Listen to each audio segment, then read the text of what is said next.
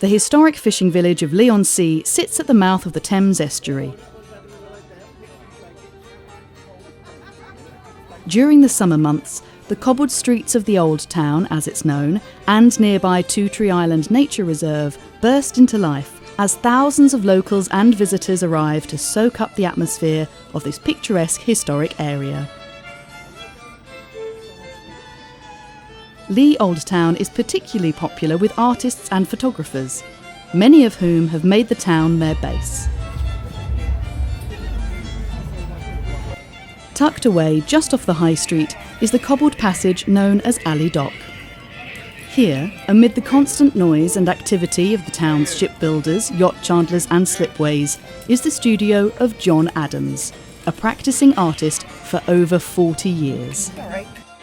He devotes his time to interpreting his surroundings in photographic images, in creating collages, installations and artworks, which he has displayed in more than 50 exhibitions and projects in galleries and community spaces around the country.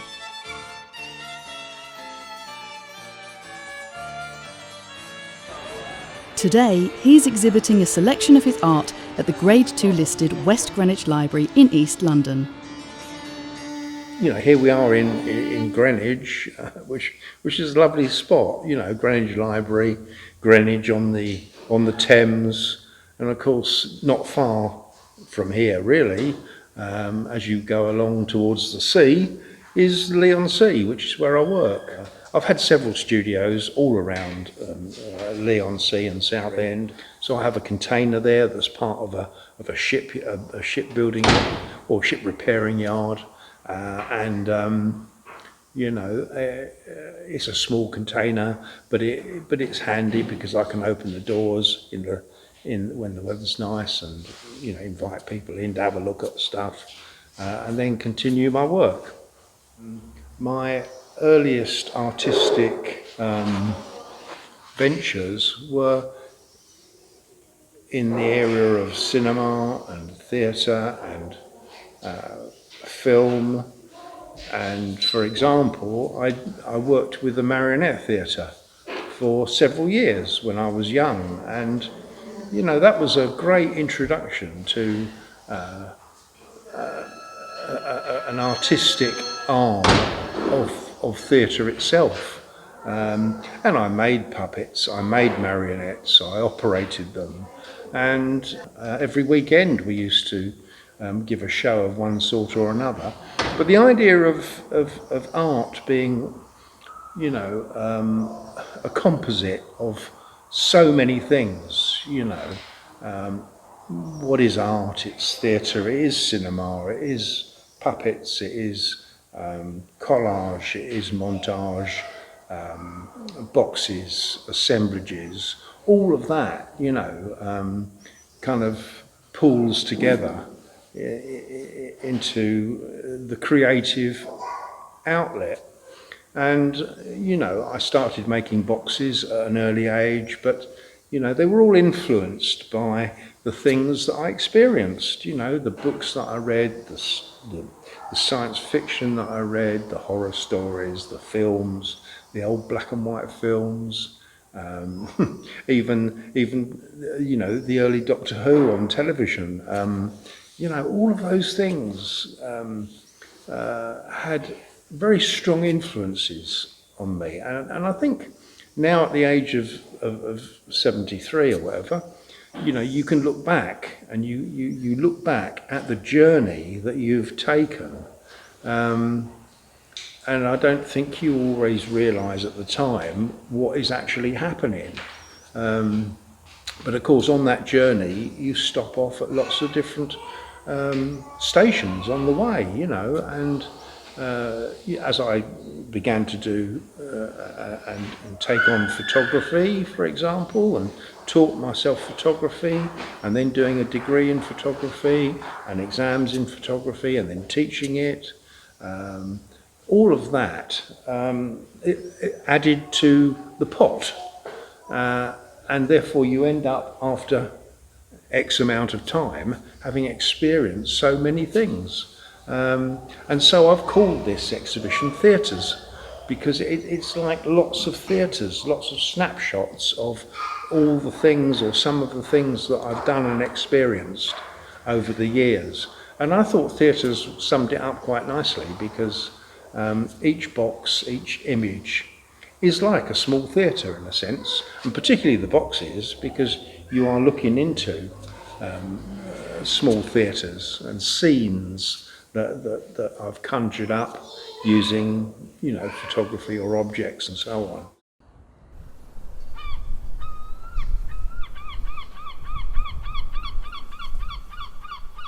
In 1986, John embarked on what he called a series of photographic adventures.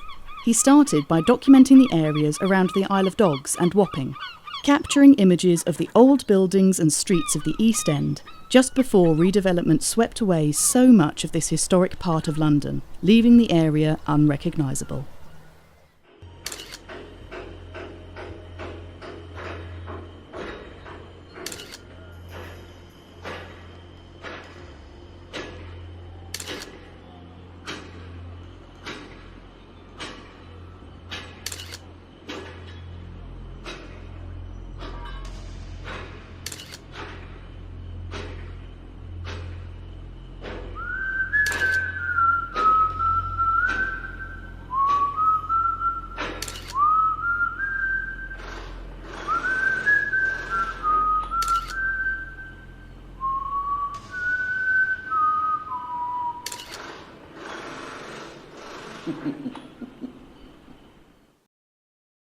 Closer to home, John next turned his camera on the local fishing industry.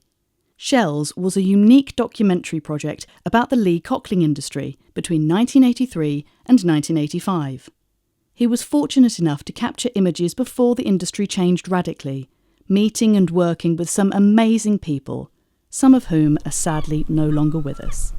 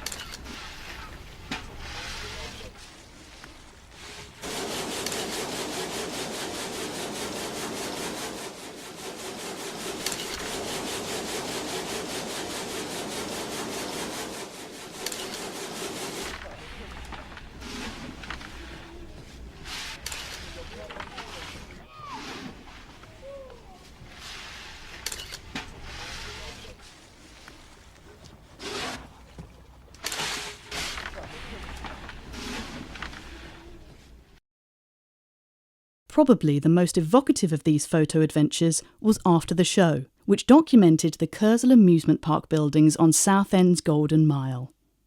In 1986, the buildings were closed up and left to crumble away, a forgotten part of Southend's vibrant past. John's shoot captured the sad state of the buildings in 2009.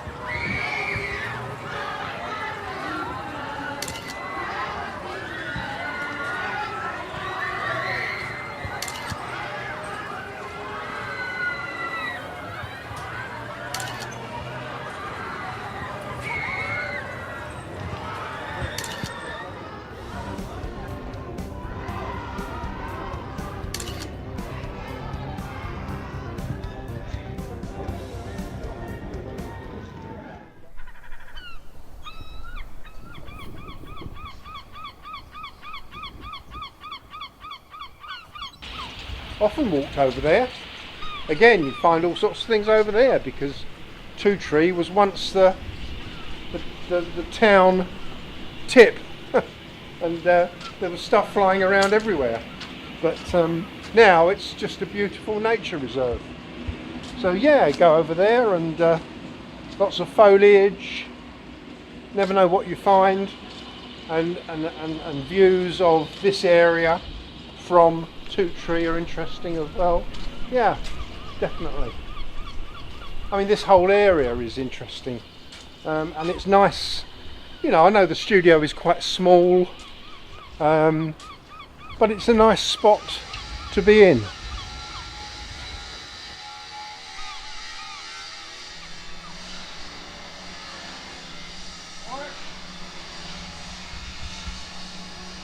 I come down here 2 or 3 times a week, depending on convenience. I try and do 2 days, and then at weekends sometimes it's good if I can have the doors open at the weekend.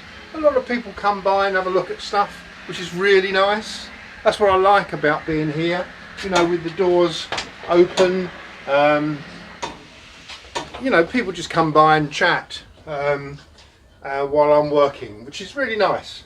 So yeah, it's a small space, tiny, but of course I just have to keep control of it, and keep nice and tidy, if that's possible for an artist to do.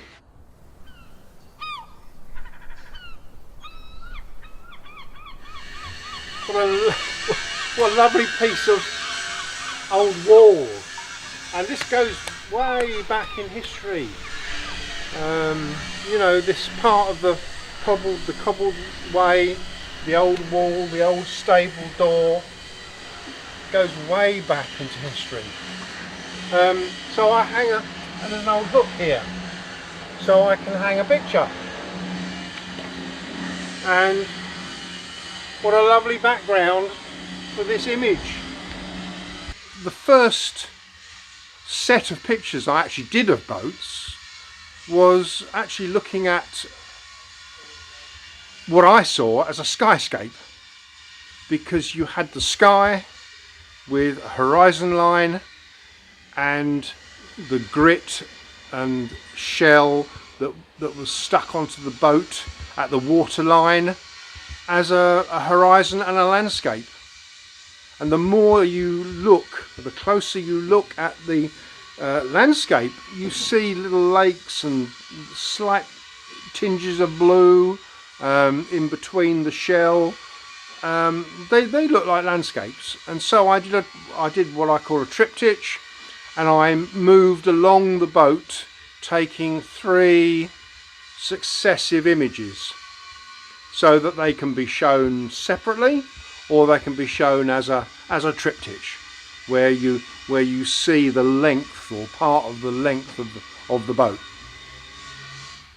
This is one little area where I kind of, because my studio is just literally a stone's throw from here, I just like this little area because there's lots of boats that are upturned, and people work on their boats here, and some of the boats are, well, they're broken, they're being repaired, and it's a nice little slipway that goes out to the sea.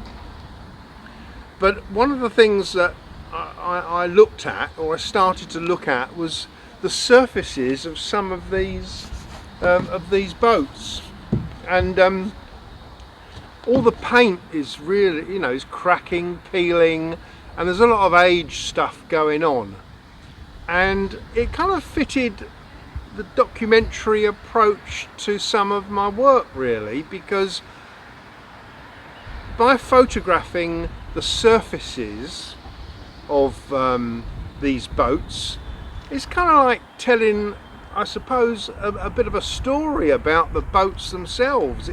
It's a documentary about the boat. So if you look at this image here, okay, it is nothing more than a close-up of from a couple of feet away, very close, a close-up of the surface of the boat, so that you can see the peeling paint, the layers that are there, And I find it fascinating to just see things in these images. In some of them, I can see landscapes or skyscapes, or they're quite they're imaginative pieces. So in a way, they've got a kind of a surreal feel to them. There's an abstract feel, yes, but it comes from the image comes from the boat, and it's another way of looking at an object, and you could look at the image and you wouldn't know it's a boat until I say so. But the collective group of images, for me, is quite fascinating. And as I walk round this tiny little kind of mooring spot, I see all these amazing scratched shapes, patterns and designs in the upturned boats. So yeah, it's another aspect of the work that I do, and it's straight photography, and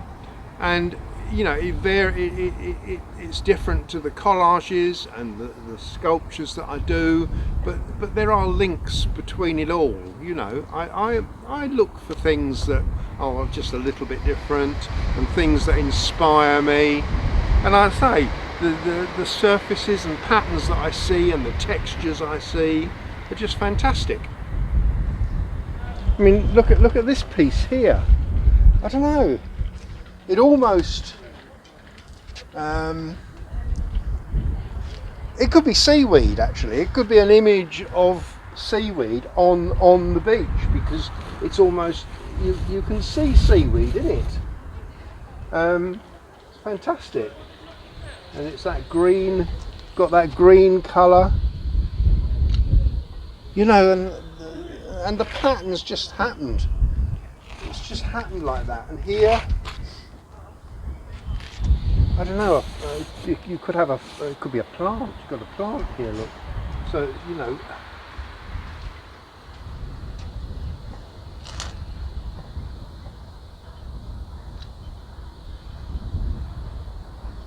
all these spidery kind of,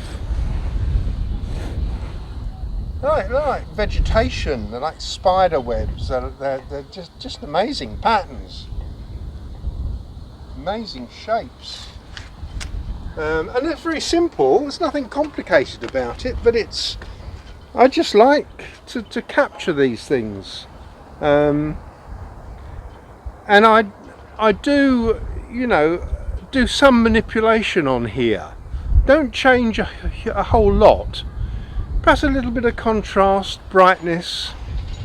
I think that's the nature of taking the pictures, isn't it? I mean, it's something that you might do if you're using conventional film. You might do in the darkroom, so you're increasing the contrast a little bit, the brightness, the saturation. But that's part of the I think that's part of the creative thing, because you're working from a basic image that you see, and that manipulation is all part of strengthening, if you like, the final image.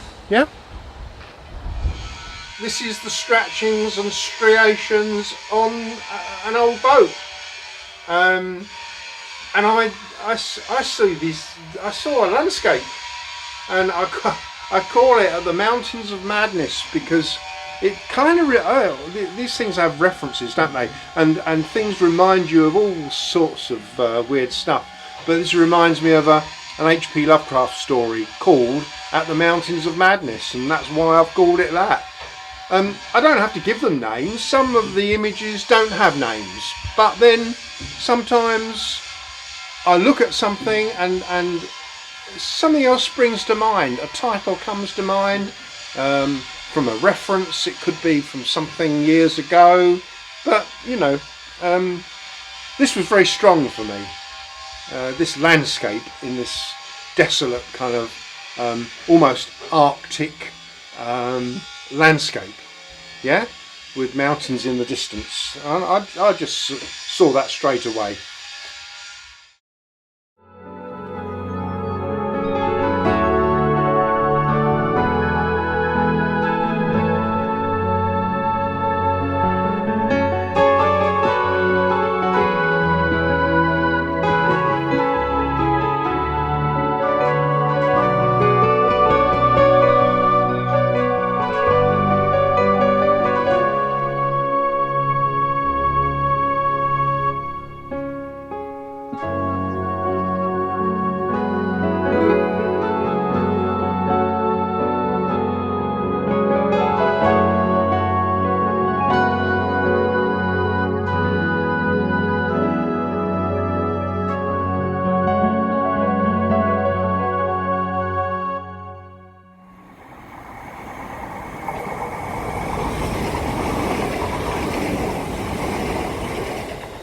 easiest part is finding stuff, you know, finding stuff on beaches, in skips, junkyards, everywhere.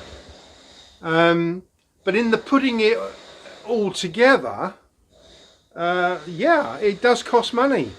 Of course it does. Money for frames, money for wood, money for varnish, for paints.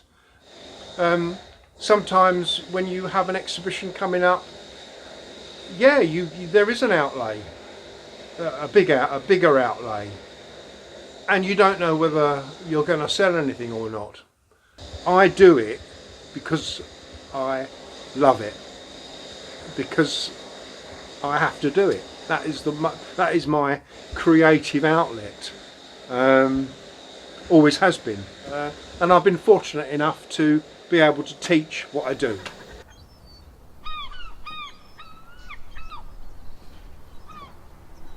These are some of my boxes that I've always made, and the boxes I've made for nearly all of my artistic career, if you like.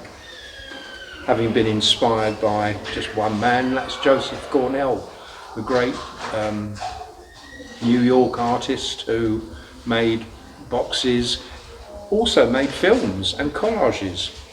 So I've always made boxes, and you know, there are 3 of them here. In a sense, this is not a box, it's more of an assemblage, but it comes from the idea of the box. The surrealism element is there, the collection of objects. I call this one Days and Nights in the Forest, and you've got these kind of mysterious forest with eyes peering through. Nothing more than that, a surrealist feel to something which, you know, I've built up and collected. And this one I've decorated on the outside with cuttings from music magazines, you know, and I've got little musical notes that I've stuck on, and the idea of birdsong, you know, the idea of birds in a natural environment. So it's a kind of surrealist piece based on birdsong, music in general, and music is a big influence in what I do. You know, I live through music, and a lot of titles of the work, you know, come from pieces of music that I've liked. You know, I call this one Horse Latitudes, and it just fell together. You know, the idea of a graffiti style 3D assemblage with squeezy paint, very pop art in a way, isn't it? You know, but and the horseshoes around the edge, and the little toy horses, just a humorous kind of experiment and piece of work. I've made assemblage boxes since the 70s. And I think that stemmed from me looking at Joseph Cornell's boxes in the Tate Gallery when I was a kid.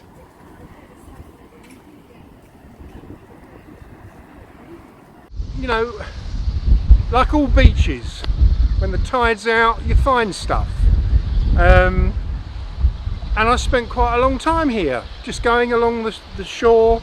Of course, you've got the cockle shells, then you've got the sheds up there which throw out stuff, and you find all sorts of things.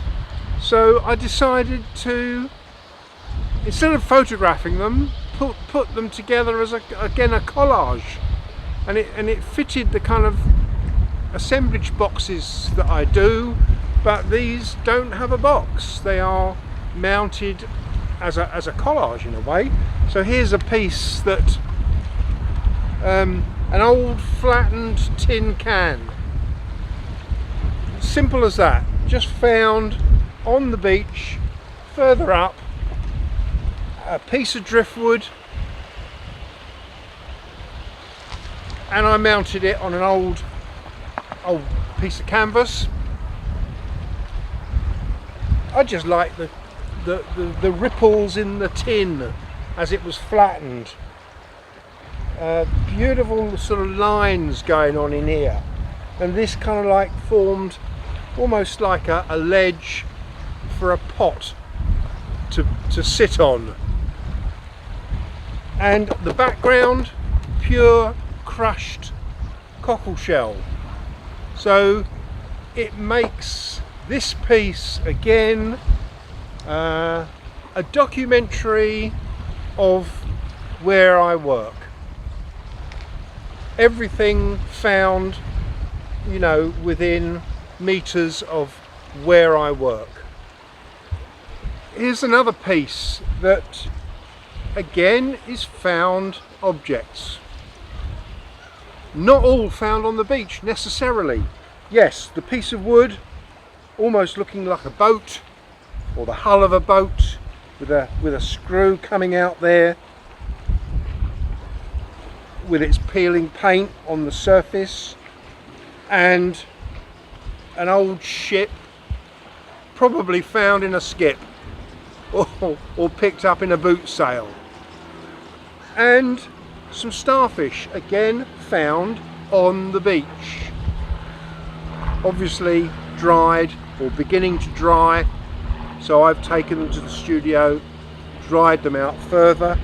They're quite solid now, and I've glued the whole lot on to a cockleshell base. And I quite like the idea of the sails standing above the little square background, so that the objects actually move out of the frame. They're not trapped by the frame itself. And again, this piece could go into a box, but I've kept it open and free of a box, and it can be mounted on a wall as a piece like that. It is heavily varnished, layers of varnish, sprayed on, brushed on, so that again it has a shiny kind of feel to it, but the texture of the materials is still there. And again, I quite like the fact that it's open from a box, and you can feel the textured materials that are there. I love that. Again, pound shop, you know, and the lights add a kind of almost a circus feel to the box. I call this the light that never was, because it's about light, and it isn't really light because you can instantly switch it off. And I just added the lights to the box, and inside there are sort of bulbs that I've painted primary colours of light. The sun there, an old cabin in the woods. It's got that kind of deep in the forest feel, but also a kind of the circusy mixture of stuff. I don't know. I just again added the stuff as I made the box, put the objects in, and the lights just happened. We're looking at basically a piece of worn wood off. I don't know if it's off a boat or where it's from, but the boatyard over there where I rent the container from, I have free reign of using the bins and stuff like that. Stuff gets thrown away all the time. So here is a piece of wood. I didn't need to do anything with it, because look at how it's worn and the texture. It's like a landscape. It's like a beach and a sky. But then I thought, I've got a lot of polystyrene and builder's foam, yeah? So I'm carving a hole in this polystyrene, and I'm setting the wood inside this. So you've got this kind of natural wood worn wood against, I haven't touched this surface, that's what, you know, again it looks like stone. So I've sprayed it, and you know, as I say, it kind of needs a bit more work, but I quite like that.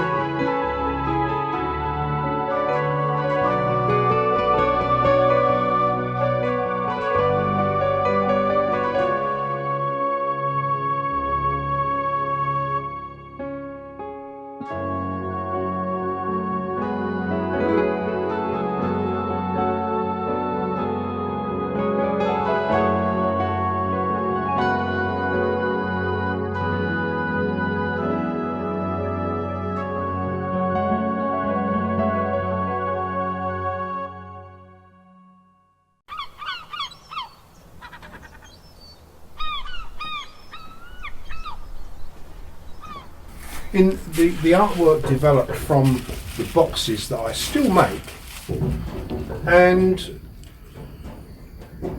the boxes grew. I mean, here, you know, this box here, for example, right? It's got a marine sea theme that's also surreal, kind of lost at sea. Whose are the arms? What wreck is this underneath the ocean? And I've got some boats there, you know, and they've grown outside the box.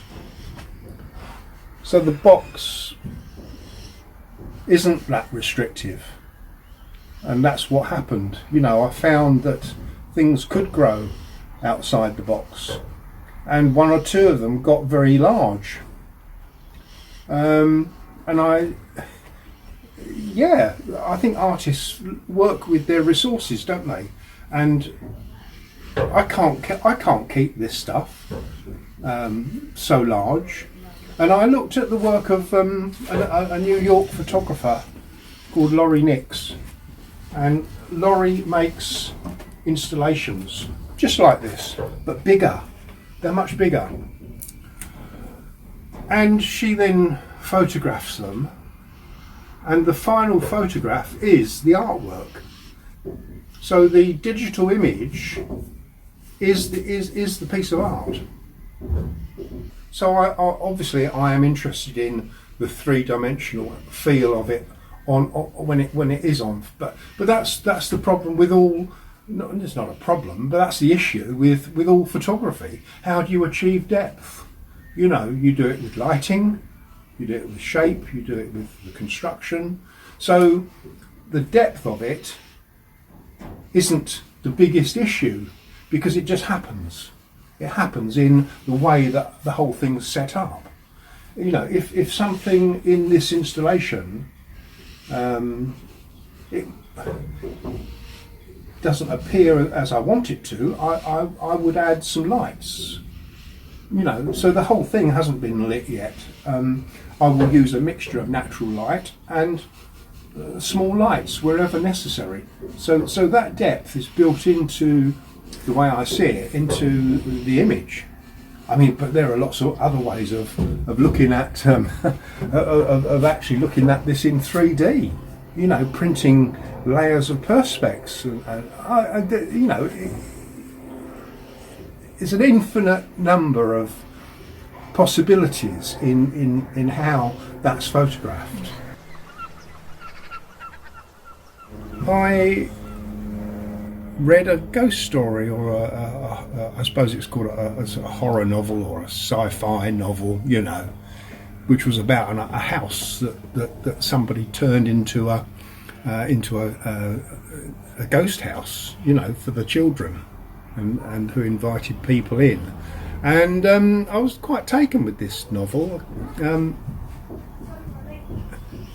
and I found the house outside a house, waiting for someone to pick it up and take it away.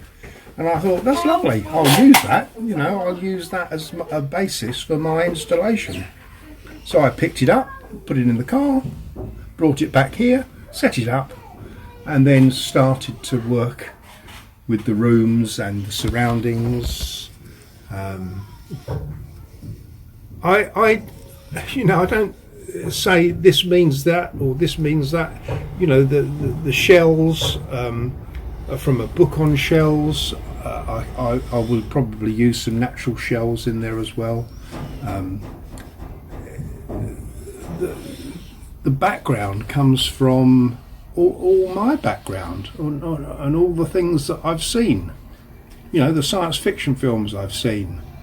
The dinosaurs are a constant theme in some of the stuff that I do, and a lot of the work is automatic. I like something, it belongs there. I like that. That's natural. I could make an archway, or here's a room of shells, and I can construct a collage. So,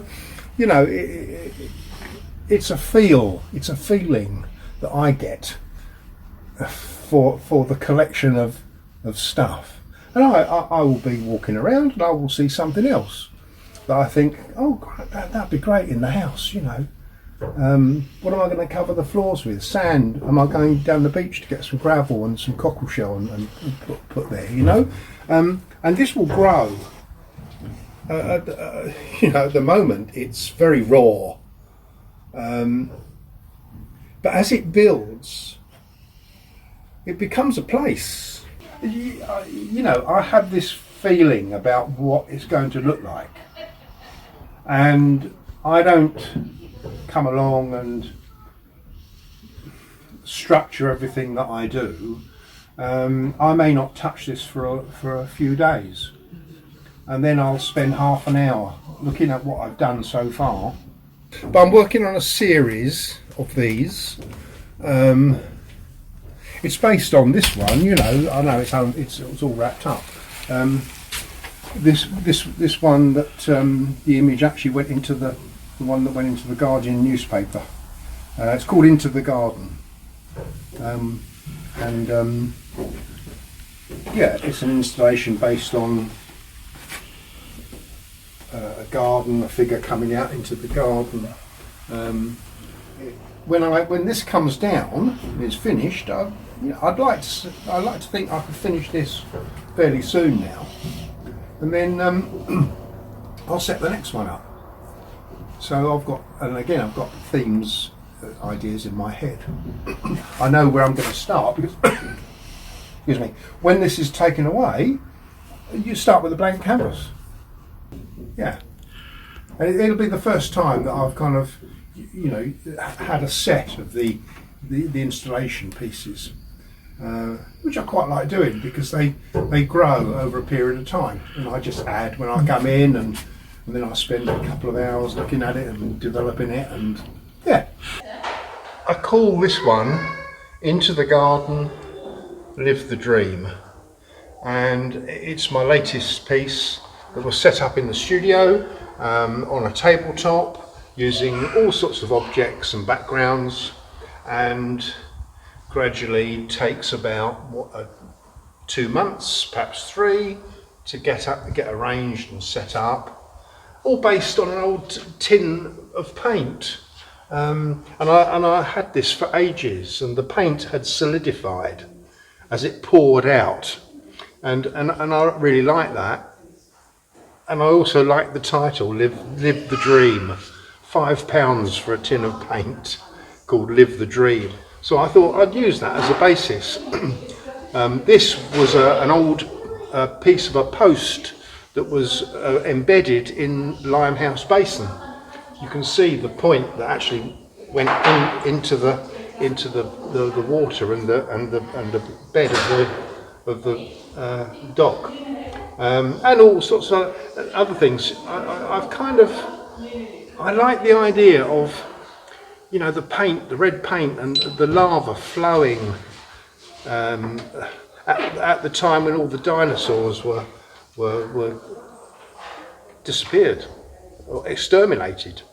So it's kind of a little story behind it, but I put it together gradually. I just like the idea of the dinosaurs coming out of this tin of paint and just moving out gradually into this massive garden. And that's it really, another sort of surreal piece, which using old rope, all bits found on the beach and in woodlands that I visit. So again, collected objects that stay in the studio for a little while until I want to do something with them. And of course I've added some white weed, which the Lee fishermen pick up as they do their fishing. And the fishermen bought me loads of white weed. The white weed was actually fished for quite a while ago and used for ornaments that you saw in the seaside shops, little shells with some white weed. It's not so much done now and they don't pick up so much, but it was nice to insert some patches of white weed in the picture. So a lot of it is Leon C, though you never believe it when you look at the image.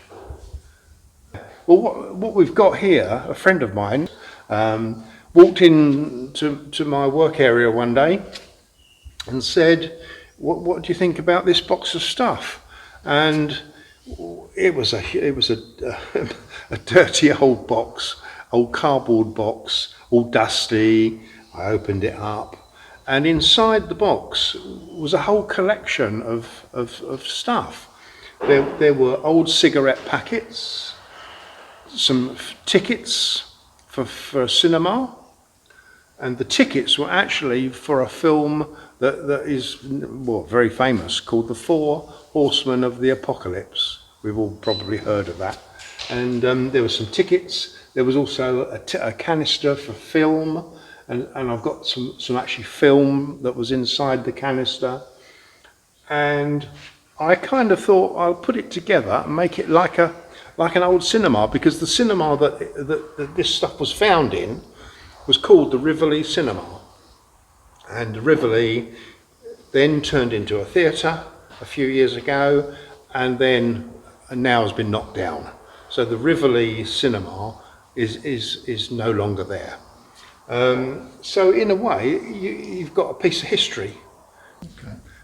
So, here's another theatre piece, very much inspired by none other than Doctor Who, and the Daleks, who on the old black and white television series we were all kind of in awe of, because they were quite frightening for their time, and young people were quite frightened by them. But that was another experience from way back in time. So what do you do? I see a Dalek toy in a junk shop or a charity shop and make something with it.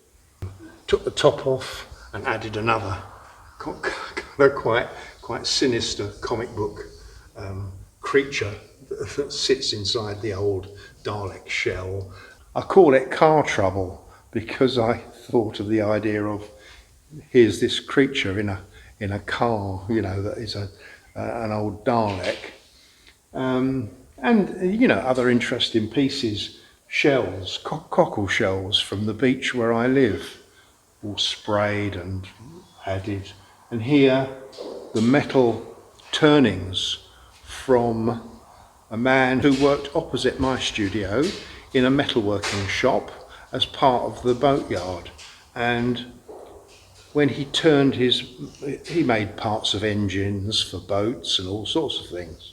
And of course he'd be surrounded by metal turnings on the floor that would just be thrown away. So I've got this kind of, I've used the metal turnings in the assemblage, which I quite like, because it gives it that mechanical feel, In my boxes. John is particularly keen on engaging with visitors who attend his exhibitions. taking the time to listen to their comments on certain pieces. Explaining the inspiration and concept behind his work is an important aspect of the creative experience. Scenes from your life. So with the figure one, it started with that box was like an old how best way to describe it, an old bathroom cabinet. Right. And I burned it. Yeah. I did a lot of that. Set fire to stuff, you know what I mean? You are, isn't it? Your secret's safe with me. And I had a doll that I picked up in a charity shop, I suppose. Mm-hmm. A lot of people actually think that it was a real figure. It's a doll about that high. So I put this doll. I made him, because he's got his fist. Yeah. So I punched a hole in this box that I set fire to. You've got his fist going. And I thought he's like he's like escaping from this box. Yeah. So I set that up with the figure. Yeah. And then I thought, well, where's he escaping from? And where's he coming out to? So I thought I'd turn the front part into a garden. Yeah, so it's almost like he's coming out of the darkness into that's escaping. it. Yeah, and the more I started thinking about this garden, the more kind of magical it got, really. And then the flowers are all plastic flowers from Aldi, you know what I mean? Yeah. So that's what I do. I get stuff from all sorts of places, and sometimes I don't know how I'm going to use them, and all of a sudden this garden appeared. And in the end, I thought, oh, what do I call it? And I called it Into the Garden. Oh, I love it. And you know, I don't say any more about it really, because I don't think I need to, because people look at it and you can read all sorts of things into it.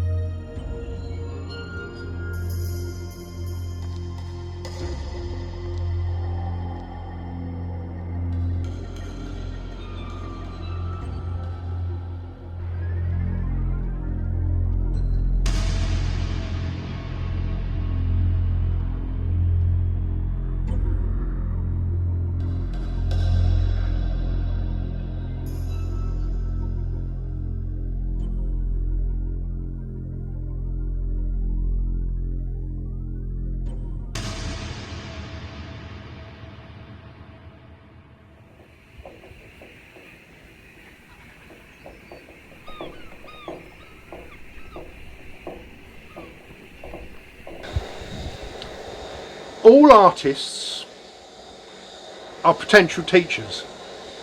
I think potential is the word, because some artists choose not to involve themselves too much in the